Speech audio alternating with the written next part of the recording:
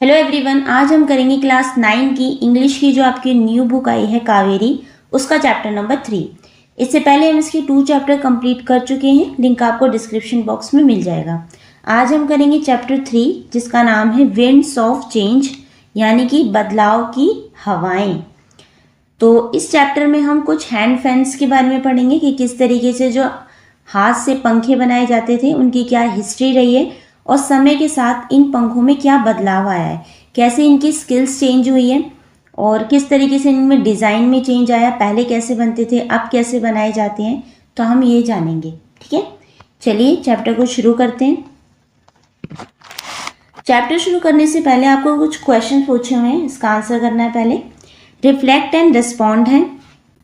First question है, does anyone in your family use a hand fan? क्या आपकी family में कोई हैंड फैन यानी कि हाथ से इस पंखे का यूज़ करता है? हाथ से जो पंखे बनाए जाते हैं इनका यूज़ करता है, आपको ये बताना है। And what do you call it in your language? आपकी लैंग्वेज में इस पंखे को क्या कहा जाता है? What is it made of? और ये किससे बना होता है? तो आप लिख सकते हैं, अगर आपकी फैमिली में हैंड फैन का यूज़ किया जाता है तो आप लिखेंगे येस और अपना आंसर लिखेंगे। तो जैसे आप अपने आंसर में लिख सकते हैं, माई ग्रैंडफादर या grandmother use a hand fan, we call it pankha, जिसे हम पंखा कहते हैं generally, and it is made of palm leaves, जो कि पाम लीफ से बना होता है। ओके, आंसर सबके अलग हो सकते हैं। क्या पता आपके घर में किसी दूसरे तरीके का पंखा यूज़ किया जाता हो जो क्लोथ से, कपड़ों से बना हो, तो आप वो आंसर लिखेंगे। ओके, सेकेंड क्वेश्चन है वर्क इन पेयर्स। आपको पेयर में काम करना है। Study the pictures given below. नीचे आपको कुछ पिक्चर्स दी हुई हैं, इनको आपको स्टडी करना है carefully and complete the information. और नीचे कुछ इन्फॉर्मेशन आपसे पूछी हुई है, उसको कंप्लीट करना है। Discuss your answer with your classmate and teacher. अपने आंसर को आपको क्लासमेट, अपने दोस्तों के साथ और टीचर्स के साथ शेयर भी करना है। तो यहाँ पे कुछ हैंड फैंस की आपको पिक्चर दी हुई है, आप देख रहे हैं। फर्स्ट इस फैन को देखिए, ये एक राउंड शेप में है। यहाँ पे लिखा the state it is from, कि ये कौन से स्टेट में यूज़ किया जाता है या ओरिजिनेटेड, वहाँ पे कहाँ पे बना है ये। तो यहाँ लिखा है कि ये जो फ़ैन है असम में बना है, ये स्टेट का नाम है। और शेप आपको बतानी है मेड ऑफ, और ये किससे बना है। तो ये असम स्टेट में बना हुआ फ़ैन है और आप इसकी शेप देख के बता सकते हैं कि ये राउंड है, हैट लाइक, जैसे हैट होती है वैसा। मेड ऑफ, ये बैम्बो ट्रीज या कैन से बना है। बैम्बो ट्रीज क्या होते हैं? इस तरीके से लंबे लंबे पेड़ होते हैं, ठीक है। तो यहाँ से ये जो इसका तना होता है ना, पतला पतला, इसको हटाया जाता है। इसको कट करके इसके स्ट्रिप्स काटी जाती हैं, छोटी छोटी स्ट्रिप काट के इस तरीके से शेप दे के इनको बनाया जाता है। ओके, सेकंड फैन है, इसकी शेप देखिए आप, ये भी थोड़ी राउंड सी है लेकिन यहाँ पे कंप्लीट राउंड नहीं है। ये जो स्टेट है कहाँ से बनता है? ये बना है केरला में, केरला स्टेट में ये बना है, जिसकी शेप है स्पेड लिख सकते हैं या ओवल शेप लिख सकते हैं। ओके, और ये बना किससे? ये बना है पाम लीफ से, कि एक पेड़ होता है जिसकी पत्तियां बहुत चौड़ी होती हैं, ठीक है, और लंबी लंबी सी होती है, उसको पाम लीफ कहते हैं, उनसे ये बना हुआ है। थर्ड देखिए, ये बेसिकली जनरली यहाँ दिल्ली में ज़्यादा यूज़ किया जाता है। ये बना यूपी में है, उत्तर प्रदेश में, और इस पे इस तरीके से ऊन का ये चढ़ा दिया गया, बल्कि होता ही इस तरीके से बाँस का है, ठीक है, जो यूज़ किया जाता है। ऐसे इसमें कुछ शेप होती है। तो ये उत्तर प्रदेश में, स्टेट फ्रॉम कहाँ पे? उत्तर प्रदेश में। इसकी शेप आप लिखेंगे रेक्टेंगुलर, फ्लैप है, और ये मूंज ग्रास से बना होता है। कौन से ग्रास से? मूंज ग्रास से। ओके, थर्ड क्वेश्चन है आपका वर्क इन पेयर्स। आपको फिर से पेयर में काम करना है। Match the underline words in column 1। नीचे आपको कुछ वर्ड्स दिए हुए हैं कॉलम 1 में, वो आपको मैच करने हैं with their meanings in column 2। उनके मीनिंग्स कॉलम 2 में हैं, उनसे आपको मैच करना है। Given on the next page, next page पे आपको ये दिए हुए हैं, देखिए ये है, ये वर्ड्स हैं कॉलम, और कॉलम 2 में इनकी मीनिंग्स दिए हुए हैं, आपको ये मैच करने हैं। ओके, वर्क आपको पेयर्स में काम करना है। Share your answer with your classmate and teacher. अपने आंसर को आपको क्लासमेट्स और टीचर के साथ शेयर भी करना है। तो यहाँ पे एक छोटा सा पैराग्राफ दिया हुआ है जिसमें ये वर्ड्स आए हुए हैं, इनकी मीनिंग्स देख लेते हैं, ताकि अब ये मीनिंग्स आपको इसलिए समझाए जा रहे हैं क्योंकि आप जब चैप्टर पढ़ेंगे उसमें भी ये वर्ड्स आएंगे, तो हम यहाँ पे अगर मीनिंग समझ लेंगे तो चैप्टर को समझना हमारे लिए ईजी हो जाएगा। ओके, चलिए I visited the craft fair yesterday. Craft fair होता है, फेयर होता है मेला, और क्राफ्ट फेयर होता है हाथ से बनी हुई चीज़ों को जब एग्जीबिशन किया जाता है तो उसे क्राफ्ट फेयर कहते हैं। तो मैंने विजिटेड किया था कल क्राफ्ट फेयर में, कि मैं क्राफ्ट के मेले में गया था कल। It was a wonderful experience, मेरा एक्सपीरियंस बहुत अच्छा रहा। Each indigenous artifact was an innovative. Indigenous होते हैं जो चीज़ वहीं पे बनाई जाती है, किसी प्लेस की पर्टिकुलर प्लेस में वो चीज़ बनाई जाती है, वहीं से वो फेमस है, या हम कह सकते हैं लोकल चीज़ जो होती है। जैसे अगर हम बात करें कि मधुबनी पेंटिंग का नाम सुनते हैं आप बता सकते हैं कि बिहार में बनाई जाती है ना, बिहार से फेमस है, वहीं पे ये ओरिजिनेट हुआ है, वहीं से बनाई जाती है, तो ये वहाँ की लोकल चीज़ हो गई। आर्टिफैक्ट ये होते हैं वो ऑब्जेक्ट जिन्हें कोई आर्टिस्ट बनाता है, ठीक है। तो ईच इंडिजेनस, और इंडिजेनस आपको पता ही है वहाँ की लोकल चीज़ें जो कहीं से लाई नहीं गई है, उसी पर्टिकुलर प्लेस में बनाई गई है, जिससे उस नाम से ही फेमस है। तो ऐसे object was an innovative creation, बहुत इनोवेटिव होते हैं, बिल्कुल ओरिजिनल, जो किसी की नकल ना हो, पहली बार जो चीज़ बनाई गई हो, तो इतनी इनोवेटिव उनकी क्रिएशन थी। Of industrious craft persons, industrious होता है मेहनती, क्राफ्ट पर्सन होते हैं कारीगर, जिन्हें हम कारीगर कहते हैं, शिल्पीकार कहते हैं। With its intricate design, intricate होता है बहुत बारीकी से किसी डिज़ाइन को बनाना, या बहुत डिटेलिंग उसकी निकालना, बहुत डिटेल चीज़ बनाना। तो जो मेहनती क्राफ्ट पर्सनस हैं उन्होंने बहुत इंट्रिकेट डिज़ाइन बनाए, बहुत बारीकी से उन डिज़ाइनों को बनाया जो बहुत इनोवेटिव है उनकी creation. It invoked a sense of respect for the initiatives taken by the government to showcase them. जो गवर्नमेंट है, वहाँ की सरकार है, उन्होंने इनिशिएटिव लिया है, इनिशिएटिव होता है एक एक्शन लिया है उन जो आर्टिफैक्ट है उनको शोकेस करने का। इसको देख के हमारे अंदर एक सेंस ऑफ रिस्पेक्ट उत्पन्न होती है, इन्वॉक्ड होता है उत्पन्न होना, जागरूक होना, वो उत्पन्न होती है एक सेंस ऑफ रिस्पेक्ट। जैसे वहाँ की जो गवर्नमेंट है उन्होंने ये जो क्राफ्ट पर्सन के जो आर्टिफैक्ट हैं, ऑब्जेक्ट हैं, उनको शोकेस करने का एक इनिशिएटिव लिया, एक एक्शन लिया है, जिसको देख के हमारे अंदर एक सेंस ऑफ रिस्पेक्ट उत्पन्न होती है, ठीक है। चलिए, ये है वो मीनिंग्स। कॉलम 1 में आपको वर्ड्स दिए हुए हैं, कॉलम 2 में इनकी मीनिंग है जिसको आपको इनसे मैच करना है। फर्स्ट है इंडिजेनस। इंडिजेनस का मीनिंग होता है आपका local from where it originated, कि वहाँ की वो लोकल चीज़ है जहाँ से वो ओरिजिनेट हुई है, कहीं से लाई नहीं गई है। फर्स्ट का हो जाएगा आपका लोकल। इनोवेटिव होता है कुछ नया करना, कुछ न्यू, जैसे कि new and original approach. Industrious होता है आपका हार्ड वर्किंग, यानी कि मेहनती। इंट्रिकेट होता है इलेबोरेट और डिटेल चीज़, बहुत बारीकी से किसी काम को करना। इन्वोक्ड होता है ब्रॉट आउट उत्पन्न होना, बाहर निकालना।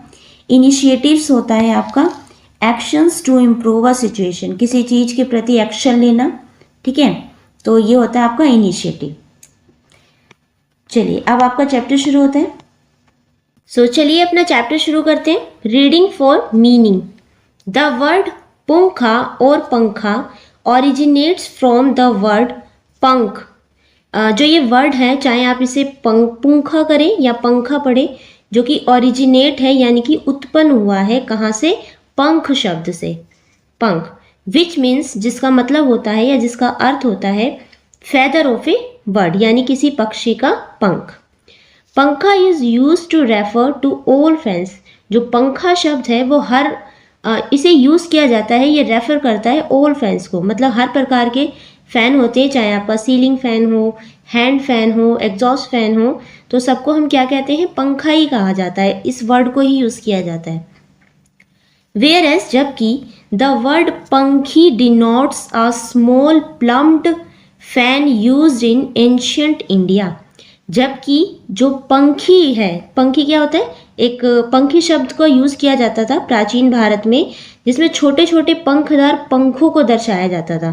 छोटे पंखे बनाए जाते थे जो कि प्लम्ड होते हैं, स्मॉल छोटे पंखों से जो पंखे बनाए जाते थे, पक्षियों के जो फर होते थे, फैदर होते थे, उनका यूज़ करके जो प्राचीन भारत में फैन बनाए जाते थे, ठीक है। एविडेंस होता है सबूत। Evidence of the existence and use of pankhi in India can be found in Buddhist wall paintings at Ajanta.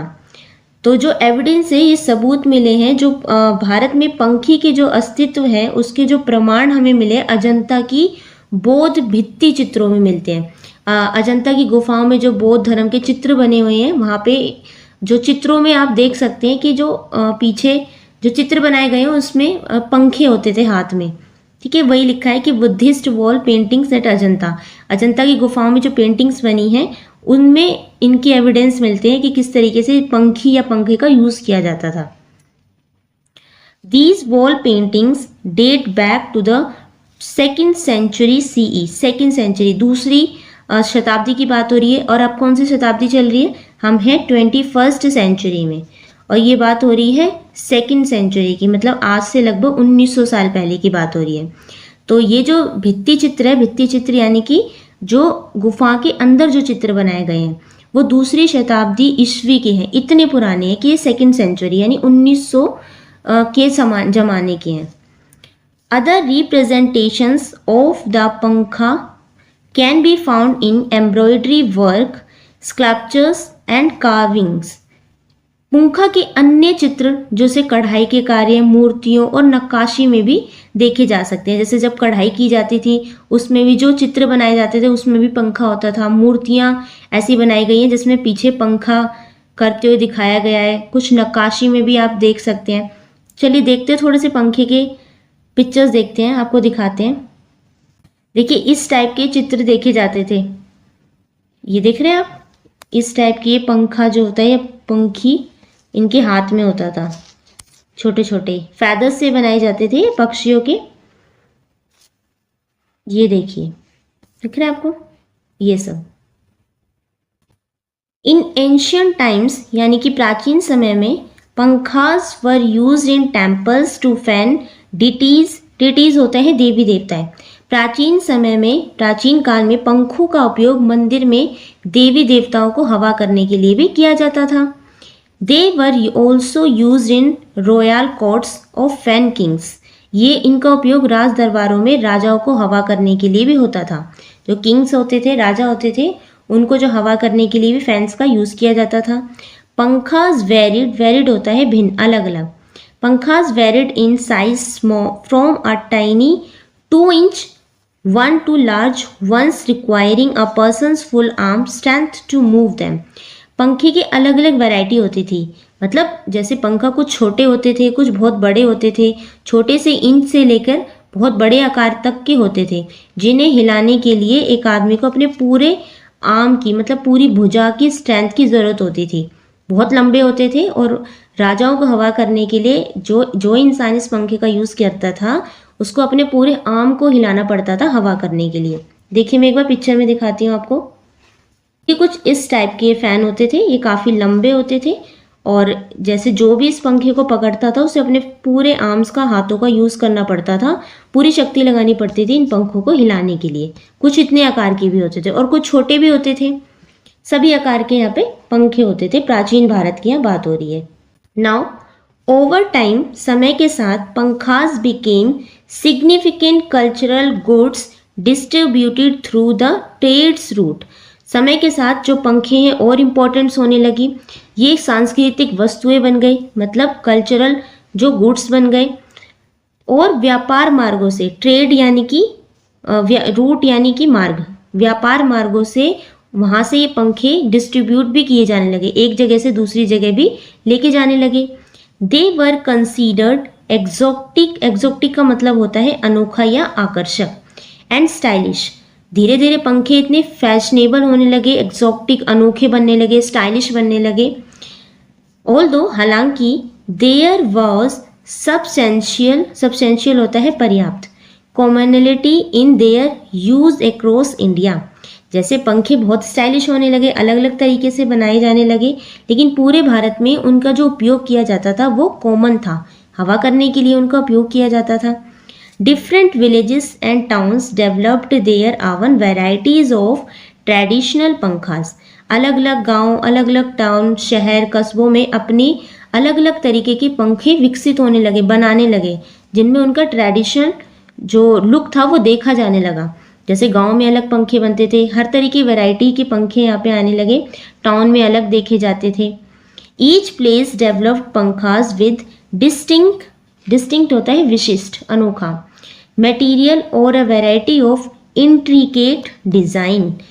Her place का जो पंखा बनाया जाता था जिस भी जगह पे, वो एक अलग प्रकार का होता था, दूसरे पंखे से अलग होता था, क्योंकि जहाँ पे जो सामान अवेलेबल था उन चीज़ों का यूज़ करके पंखा बनाया जाता था।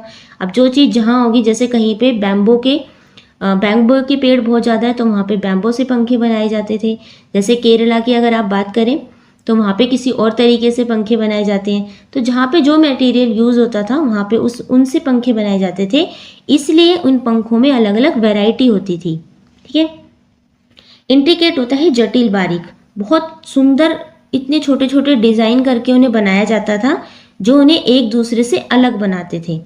That set them apart from one another, मतलब जो विशिष्टता होती थी, जो अलग अलग लगते थे वो पंखे, वो एक दूसरे से अलग इसलिए लगते थे क्योंकि वहाँ पे जो सामान जैसा उपलब्ध होता था उनसे बनाते थे पंखे, है ना। Bamboo can, palm leaf, silk, brass, leather and silver pankhas with decorative beads and stones were used depending on geographic, culture and traditional rituals। यहाँ लिखा है कि जैसे जहाँ पे बैम्बो के पेड़ ज़्यादा होते थे तो वहाँ पे इनका यूज़ किया जाता था। जहाँ पे कैन के पेड़ थे, पाम की लीफ जो होती थी, पाम की लीफ यानी कि जो ताड़ के पत्ते होते थे, सिल्क या रेशम का जहाँ पे यूज़ किया जाता था, ब्रास यानी पीतल का जहाँ यूज़ किया जाता था, लेदर चमड़े, और सिल्वर पंखास, तो जहाँ पे जो सामान जैसा उपलब्ध होता था उनसे वो पंखे बनाए जाते थे। विद डेकोरेटिव बीड्स, सजावटी मन को, बीड्स होते हैं छोटे छोटे मन के, उनको यूज़ किया जाता था। एंड स्टोन्स का, छोटे छोटे पत्थर का, सुनहरे पत्थर जो होते थे उनको लगाया जाता था। वर यूज डिपेंडिंग ऑन जोग्राफिक्स, ये किस पे यूज़ डिपेंड करते थे, वहाँ के जो भौगोलिक स्थिति थी, वहाँ का कल्चर कैसा है, संस्कृति कैसी है, एंड ट्रेडिशनल रिचुअल्स, किस तरीके के पारंपरिक वहाँ पे रिचुअल्स होते हैं, उनके अनुसार वहाँ पे जो पंखे हैं वो बनाए जाते थे। इन मॉडर्न टाइम्स, आधुनिक समय की अगर हम बात करें, the use of pankhas has been restricted to decorative purpose. आधुनिक समय में यानी आज के समय की अगर हम बात करें तो पंखों का उपयोग केवल सजावट के लिए, डेकोरेटिव पर्पस के लिए ही किया जाता है। पहले तो पंखों का यूज़ इसलिए किया जाता था हवा करने के लिए, लेकिन आजकल हवा करने के लिए और भी बहुत सारी चीज़ें अवेलेबल हो गई हैं। तो आजकल जो पंखों का यूज़ किया जाता है तो सिर्फ सजावट के लिए किया जाता है, ये रेस्ट्रिक्टेड हो गई है, यहीं तक सीमित हो गया है। And they have become traditional craft items in India, और वे भारत में पारंपरिक शिल्प वस्तुएं बन गए हैं, ट्रेडिशनल क्राफ्ट बन गए हैं। The structure of each fan reflects the culture core of the region that crafts it। हर पंखे की जो स्ट्रक्चर होता है, संरचना होता है, वो उस क्षेत्र की सांस्कृतिक रीजन, मतलब सांस्कृतिक मूल को दर्शाता है, रिफ्लेक्ट करता है कि कहाँ पे बना हुआ है। जैसे अगर राजस्थान के पंखे की बात करें तो वहाँ गोटा पट्टी का ज़्यादा काम होता है, वो देख के आप बता सकते हैं कि ये राजस्थान में बना है। तो हर तरीके के जो आप पंखे देखते हैं वो वहाँ के उस क्षेत्र की सांस्कृतिक मूल को वो दर्शाता है। फॉर इंटेंस, उदाहरण के लिए, the applique hand fan of Rajasthan is an antique pankha made of piece of fabric in different shapes of and pattern shown onto another cloth with the use of ornamental needlework। तो यहाँ पे बात की गई है, एक उदाहरण आपको दिया गया है कि एक एप्लिक पंखा होता है, हैंड फैन है, जो कि राजस्थान में बनाया जाता है। ठीक है, अभी आपको दिखाती हूँ कैसा होता है, जिसमें antique pankha made of piece of fabric, कपड़े का यूज़ करके बनाया जाता है। कैसे बनाया जाता है, एक कपड़ा लिया जाता है और दूसरे कपड़े को उसके ऊपर रख के सजावटी कढ़ाई करके उसे सिलकर बनाया जाता है।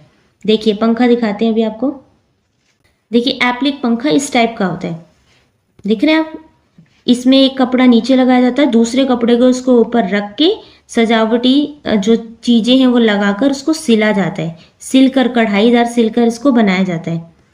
देखिए एक ये है, ये कपड़े के ऊपर कपड़ा रख के बनाया जाता है, इसकी ये खासियत होती है। ऑर्नामेंटल होता है सजावटी। निडल वर्क यानी कि सिलकर बनाया जाता है, सुई का उपयोग किया जाता है। एंड फर्दर मोर इसके अलावा द जारदोजी हैंड फैन, एक और पंखा है zardozi hand fan of Rajasthan, differs in its use of glittering ornate and encrusted gold thread work.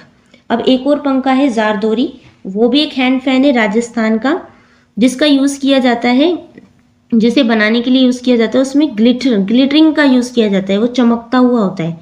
ठीक है, पंखा चमकीली अलंकृत जड़ी हुई सोने की यानी कि जैसे सुनहरे वर्क के थ्रेड वर्क का उसमें यूज़ किया जाता है, उसकी कारीगरी उपयोग की जाती है उसमें। ठीक है, ये भी देखते हैं पंखा कैसा होता है। इस तरीके का होता है आपका जरदोजी पंखा, देख रहे हैं आप जरदोजी, इसमें सुनहरे गोल्डन कलर के इस धागे का उपयोग किया जाता है कढ़ाई के लिए, और इस तरीके कढ़ाई करके इसका बनाया जाता है। सोने के धागे की मेनली से कहा जाता है कि कारीगरी इसमें की जाती है, देख रहे हैं आप। In Rajasthan temple hand fans are popular to.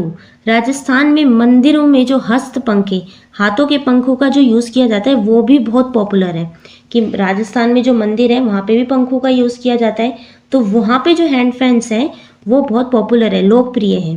These are made by engraving होता है नक्काशी, brass and have a long handle. तो ये कैसे बने होते थे? ब्रास यानी कि पीतल के बने होते थे, जिन पे अच्छी सी बहुत सुंदर नक्काशी की जाती थी, उन्हें बनाया जाता था। और इनकी खासियत है कि लॉन्ग हैंडल, इनकी जो पकड़ने की हैंडल होते थे या हत्था होता था वो बहुत लंबा होता था, कुछ इस टाइप का। देखिए टाइप के पंखे होते थे, इनका जो ये हैंडल होता है बहुत लंबा होता है, और ये पीतल के ब्रास पे बनाए जाते हैं सुंदर नक्काशी करके। और ये कहाँ यूज़ किए जाते थे? मंदिरों में यूज़ किए जाते हैं। The painted hand fan, a cardboard pankha featuring various images is usually offer to gods. अब कुछ और पंखे बनाए जाते थे जो पेंटेड होते थे, पेंट करके बनाए जाते थे। ये हैंड फैंस जो होते थे उन पे सुंदर चित्र बनाए जाते थे। एंड कार्डबोर्ड पंखा, गत्ते का वो पंखा होता था जिसपे मेनली चित्र बनाए जाते थे। Various images is usually offer to god, जो कि आमतौर पर देवी देवताओं को अर्पित किए जाते थे। नीचे देखिए आपको ये दिया हुआ है इस टाइप के पंखे, आपको ये एप्लिक पंखा भी दिखाया हुआ है फर्स्ट में, दिख रहे हैं आप। ये है एप्लिक हैंड फैंस राजस्थान का, ये है जरदोजी हैंड फैन राजस्थान का, और ये है पेंटेड हैंड फैन राजस्थान का, जिसमें पिक्चर ड्राइंग करके बनाई जाती थी, पेंट करके, है ना। अब हमने देख लिया, इसी में हमने 3 टाइप्स के पंखे यहाँ पे देख लिए, एप्लिक, जरदोजी और पेंटेड। कहाँ पे ये सारे? राजस्थान में। नाउ द एडजॉइनिंग होता है बगल का या साथ में, पड़ोसी जिसे कहते हैं। स्टेट ऑफ गुजरात, अब राजस्थान के साथ ही जो उसका पड़ोसी राज्य है गुजरात, उसकी बात हो रही है। Has its own indigenous take on pankhas. Indigenous होता है वहाँ का स्थानीय, लोकप्रिय। तो पड़ोसी राज्य गुजरात का पंखों पर अपना एक इंडिजेनस यानी कि स्थानीय दृष्टिकोण है। These hand fans are elegant pure cotton based fans embellished with mirror work. अब ये जो पंखे होते हैं इनमें शीशे का काम किया जाता है, शीशों से सजाए जाते हैं। कहाँ के पंखे हैं ये? गुजरात के। शुद्ध सूती कपड़े पे बने हुए ये सुंदर पंखे होते हैं। कॉटन बेस, इनका जो बेस होता है वो कॉटन का होता है, प्योर कॉटन का, जिसपे मिरर वर्क, शीशे का काम किया जाता है। The beads hand fans is covered with colourful beads and has a silver handle.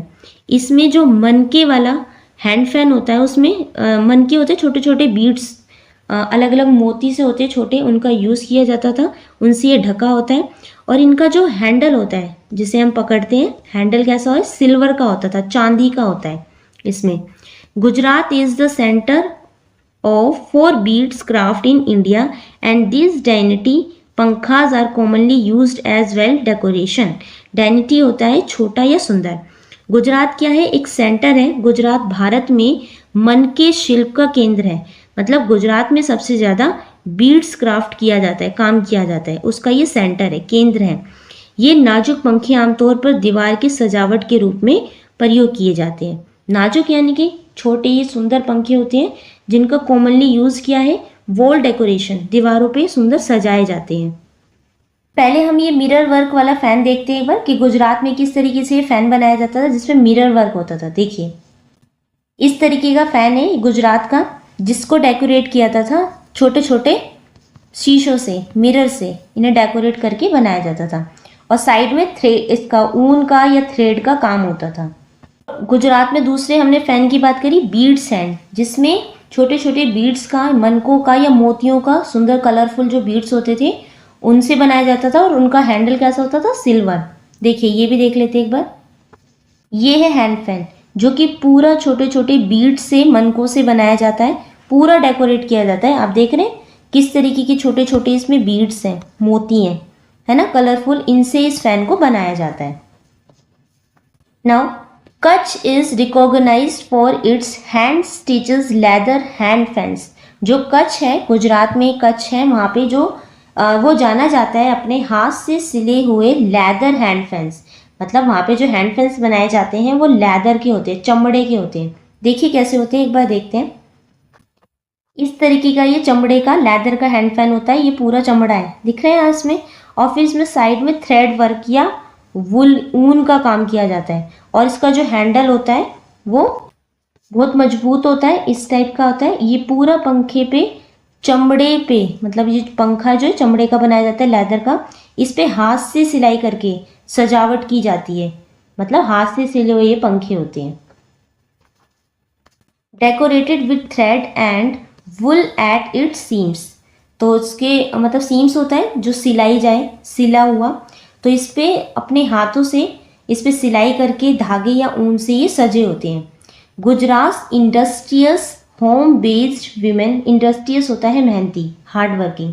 तो गुजरात की जो हार्ड वर्किंग, मेहनती, जो होम बेस्ड वीमेन, घर पे जो महिलाएं हैं, घर पे जो काम करती हैं, workers have worked tirelessly, tirelessly होता है बिना थके, in the handicraft of pankha making to produce embroidered hand fans with traditional mirror work and cross stitch embroidery in different shapes and sizes. तो गुजरात की जो होम बेस्ड वीमेंस हैं, जो घर पे काम करती हैं, बहुत मेहनती वीमेंस हैं, वो बिना थके लगातार घर पे रह के काम करती हैं, पंखे बनाती हैं अपने हाथ से, विभिन्न आकारों, विभिन्न आकृतियों में पारंपरिक शीशे, मिरर का यूज़ करके और क्रॉस स्टिच कढ़ाई का यूज़ करके वह हाथ से पंखे बनाए जाते हैं। मतलब कढ़ाईदार, एम्ब्रॉयडरी होती है कढ़ाई करना, कढ़ाईदार वो हाथ से उस पर कढ़ाई करती हैं, बिना थके काम करती हैं वो महिलाएं, और हैंड फैंस बनाती हैं जिसमें उनके ट्रेडिशनल मिरर, पारंपरिक मिरर वर्क को, शीशे के काम को देखा जाता है। और क्रॉस स्टिच से वो पूरा एम्ब्रॉयडरी करती हैं, मतलब इस तरीके की स्टिचिंग होती है, क्रॉस क्रॉस करके इसमें एक पैटर्न सा बन जाता है। इस तरीके की एम्ब्रॉयडरी, कढ़ाई की जाती है। और ये जो फैंस होती हैं अलग अलग शेप की होती हैं, अलग अलग साइजेस के होते हैं, तो ये बनाए जाते हैं। अब देखिए नीचे कुछ पिक्चर्स भी दी हुई हैं आपको गुजरात के हैंड फैन की। सबसे पहले आपको ये दिखाए रखा है एम्ब्रॉयडरी हैंड फैंस गुजरात, जिसपे कढ़ाई से काम किया जाता है। सेकेंड है बीड्स वाला, पिक्चर थोड़ी क्लियर नहीं है, हमने देख लिया वैसे तो मोती वाला पंखा भी इसे कहा जाता है, बहुत फेमस है। छोटे छोटे बीड्स से, मनकों से इसे सजाया जाता है। और ये है मिरर वर्क हैंड फैंस, जिसमें छोटे छोटे मिरर से शीशे लगाए जाते हैं, उनसे ये सजाया जाता है। ये गुजरात के हैं, है ना। आगे है artisans in Bengal make delicate, delicate होता है नाजुक, pankhas from the beautiful milky white spongy centre of the sola. Sola होती है a type of water grass, एक पानी वाली ग्रास होती है। उसके सेंटर में, जैसे एक ग्रास है, उसके बीच में से white colour, milky white spongy यानी कि दूध की तरह सफ़ेद, स्पॉन्जी यानी कि मुलायम घास निकाली जाती है, उनसे पंखे बनाए जाते हैं। आर्टिशंस होते हैं कारीगर। तो बंगाल के कारीगर सोला की सुंदर दूधिया सफ़ेद, मतलब दूध जैसे सफ़ेद स्पंजी सेंटर से नाजुक डेलिकेट पंखास बनाते हैं। द पाम लीफ यानी कि ताड़ के जो पत्ते होते हैं, leaf hand fans are locally referred to as talpatra pankha. तो पाम लीफ से, ताड़ के पत्ते से जो हैंड फैंस बनाए जाते हैं उन्हें जनरली तालपत्र के नाम से जाना जाता है या तालपत्र पंखा कहा जाता है। They are easy to carry, इन्हें ले जाना, लाना ले जाना बहुत आसान होता है, मतलब कैरी करना बहुत ईजी होता है। And are perpetually kept as an article of possession in Bengali households. Perpetually होता है कंसिस्टेंटली, यानी कि लगातार, हमेशा। कंस्टेंटली हमेशा, लगातार। They are easy to carry, एक तो इनको लाना ले जाना आसान होता है, कैरी करना आसान होता है, और हमेशा इन्हें पारिवारिक, बंगाली जो परिवार होते हैं इन्हें एक संपत्ति की तरह एक वस्तु के रूप में रखा जाता है इन्हें, मतलब इनका यूज़ तो कुछ नहीं किया जाता, लेकिन हमेशा लगातार इन्हें जो बंगाली हाउस होल्ड होते हैं, जो बंगाली घर होते हैं, परिवार होते हैं, उनमें इन्हें एक संपत्ति के रूप में सजाने के लिए, हम कह सकते हैं डेकोरेशन के लिए रखे जाते हैं। Other state in India have their own variations of fans as well. अब भारत में जितने भी हमने पंखों के बारे में पढ़ा, चाहे राजस्थान के हमने अलग अलग प्रकार के पंखों के बारे में पढ़ा, गुजरात के अलग अलग पंखों के बारे में पढ़ा, अभी बंगाल के पंखों के बारे में पढ़ा, तो सब में क्या है, वेरिएशन है, विभिन्नता है, कि हम जहाँ पे वो पंखे बनाए जाते हैं वहाँ की उनकी एक खासियत है, वहीं की चीज़ों का उनका यूज़ किया जाता है, जिनमें उनसे एक वेरिएशन आ जाती है, एक विभिन्नता आ जाती है। The furred hand fans of Uttar Pradesh are adorned होता है सजा हुआ, विद प्योर गोल्ड। अब यहाँ पे बात हो रही है उत्तर प्रदेश में जो फैंस बनाए जाते हैं, जो जिन्हें कहते हैं फर्ड हैंड फैंस, तो ये वहाँ पे बनाए जाते हैं जिन्हें सजाया जाता है विद प्योर गोल्ड, बिल्कुल अच्छे प्योर जो सोना होता है उनसे सजाया जाता है, सिल्वर जरी की जाती है, कढ़ाई की जाती है, silk and satin frills, frills होती है झालर, साटिन की झालर से वो सजाया जाता है। तो उत्तर प्रदेश की जो फैंस होते हैं उन्हें हम फर्ड कहते हैं, यहाँ लिखा है ना उनका नाम, फर्ड होते हैं ये, और इन्हें सजाया जाता है प्योर गोल्ड से, सिल्वर की उन पे जरी की जाती है, कढ़ाई की जाती है, सिल्क से सजाया जाता है, और साटिन फ्रिल्स से, साटिन की झालर वहाँ पे लगाई जाती है। The large palm leaf fans of Odisha as well as Bihar's colorful and sturdy bamboo hand fans।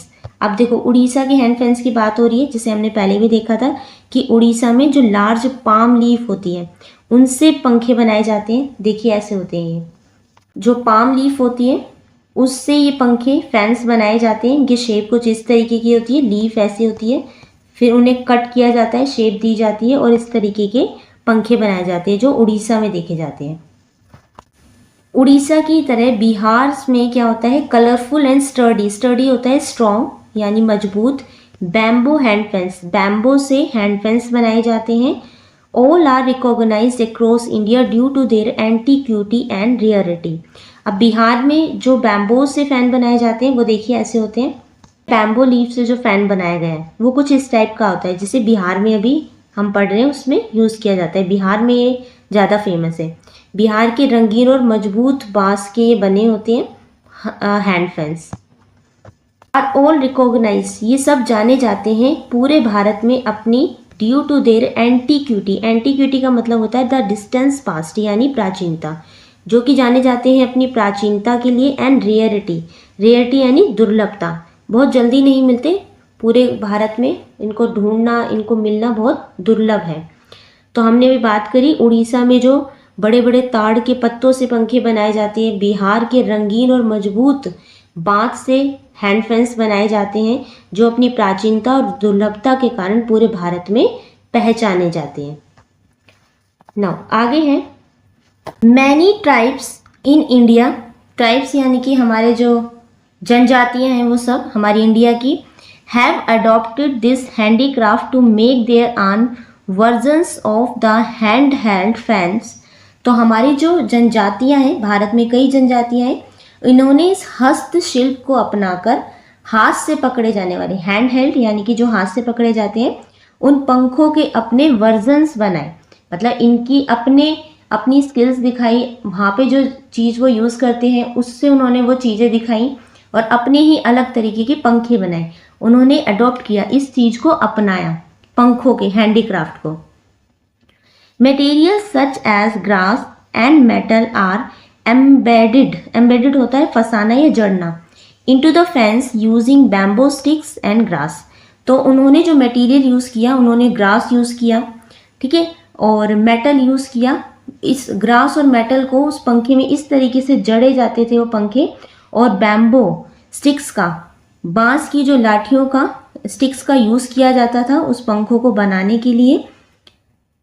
Cane and palm leaves are used. Cane भी एक तरीके की ग्रास होती है, पतली पतली, उसकी जो डंडियाँ होती है बहुत मुलायम होती है, जिसे आप अच्छे से मोड़ सकते हैं, फ्लेक्सिबल जिसे हम कहते हैं, वो होती है।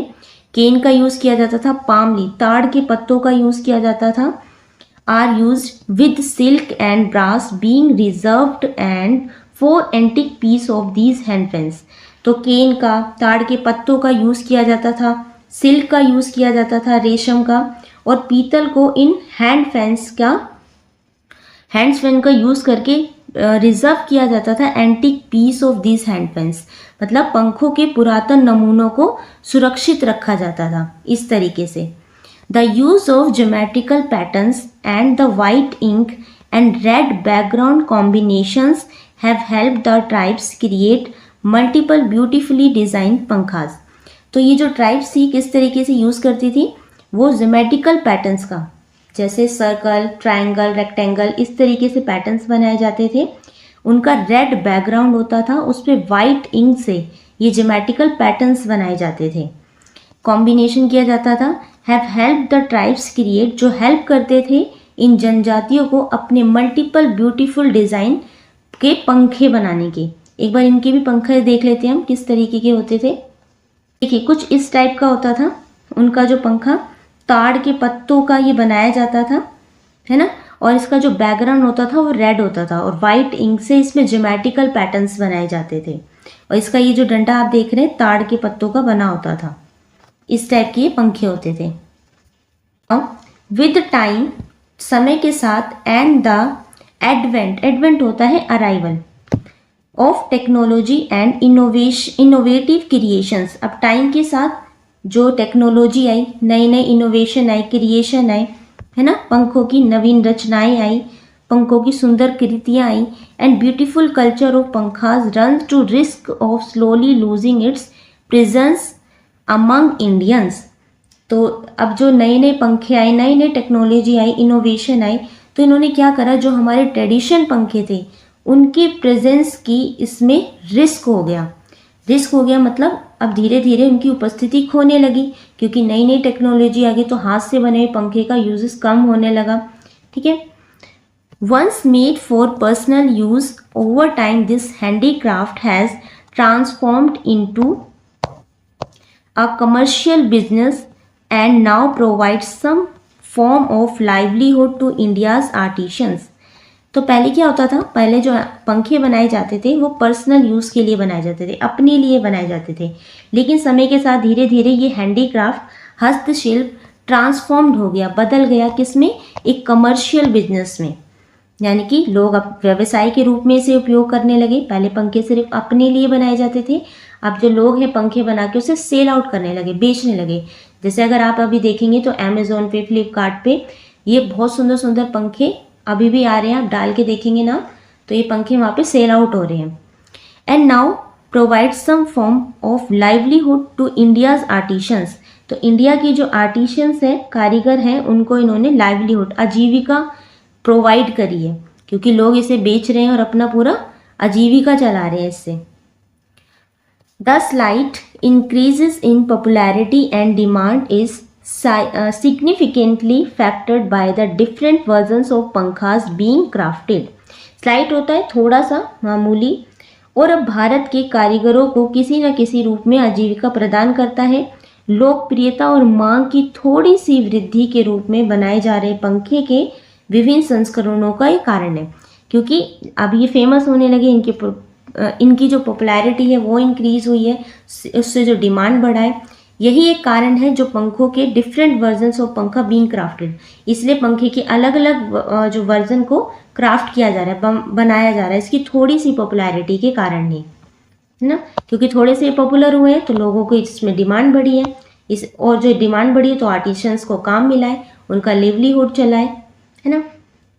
One of the first steps to preserve the essence of the craft is by celebrating pankhas and appreciating the culture, stories and artistry that this handicraft invokes होता है जगाना। इस शिल्प के सार को, मतलब इस जो ये पूरा शिल्प है जो हाथ से बनाया जा रहा है, पंखे हाथ से बनाए जा रहे हैं, क्राफ्ट किए जा रहे हैं, इसको पूरा सुरक्षित रखने के लिए, प्रिजर्व करने के लिए पहले कदमों में से एक कदम ये है कि हमें पंखों को सेलिब्रेट करना चाहिए, उसको उत्सव सा मनाना चाहिए। कहने का मतलब ये है कि उस संस्कृति, कहानियों को, कल्चर को, स्टोरीज को, आर्टिस्ट्री, कलात्मकता को हमें सराहना चाहिए, अप्रिशिएट करना चाहिए, है ना, ताकि एक हस्तशिल्प सब में इन्वोक हो सके। जब आप इस पंखे को सेलिब्रेट करेंगे, अप्रिशिएट करेंगे अपने कल्चर को, स्टोरीज को, आर्टिस्ट्री को, तो इससे लोगों में हैंडीक्राफ्ट के प्रति एक वैल्यू बढ़ेगी, उनमें एक इन्वोक होगा, जगेगा, मतलब उनको सेलिब्रेट अगर आप करेंगे तो।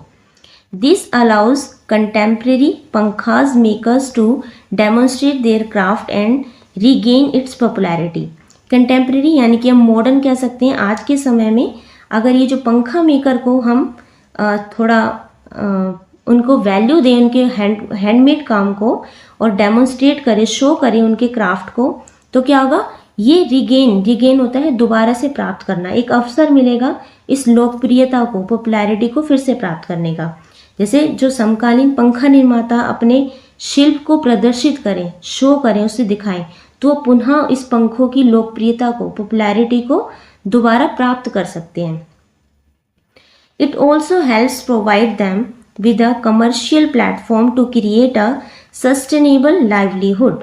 तो उन्हें एक स्थायी, सस्टेनेबल यानी कि स्थायी लाइवलीहुड, आजीविका बनाने के लिए एक व्यावसायिक मंच मिलेगा, एक कमर्शियल प्लेटफॉर्म मिलेगा, है ना। इनिशिएटिव्स होता है पहल करना या एक्शन लेना, सच एज पंखा making workshops both with in and outside the handicraft exhibitions help spread awareness about the beauty and importance of this craft in India's culture.